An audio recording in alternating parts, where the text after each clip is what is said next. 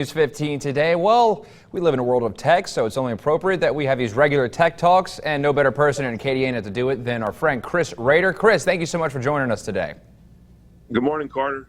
So we're talking about cell phone hijacking. Now, it sounds probably it probably is what it sounds like, I imagine. Yes, it is. It's also known as SIM hijacking or SIM splitting.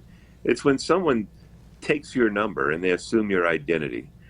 SIM stands for Subscriber Identity Module.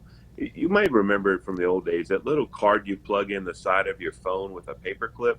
That's called the SIM card. So what was happening is somebody will go down to the Verizon store, the AT&T store, or other cell carrier store, and they will use what we call social engineering. On the internet, they would have gone to Facebook or some other site like LinkedIn or your website and found out your name, and somehow they've gained your cell phone number. So they walk in the store and say, "Hey, I'm Chris Rader, and here's my cell phone number, and I want to change it and get a new phone."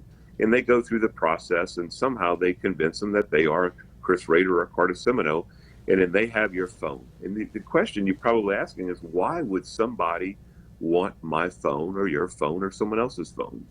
All of my sports tips, I guess. All your sports tips, exactly. Well, what they want is they want to be able to gain access to your bank account or Bitcoins or something else. Our phone is used for what we call multi-factor authentication, whether we log in the bank, log in our email, or log in some other website that has financial information or information that someone could use against us. And it sends you a code. So what they want is they want that code. And that's a way that they're getting around multi-factor authentication. But there's a couple of ways to protect yourself.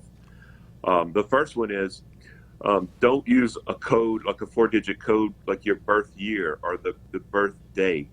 Don't do that. And real quick, what's the other one, Chris? Because we got to wrap up. Okay, the other one is Verizon has just come up with something called number lock, so it's resident in the phone. So if you go in a store and try to move a Verizon phone, you can't without the phone being able to release that number lock. And that's a great feature. AT&T and others should have it coming soon. Well, thank you very much, Chris, for joining us and for giving us those tips. We appreciate you very much. We'll talk to you next time. Guys, stick around. We'll be right back.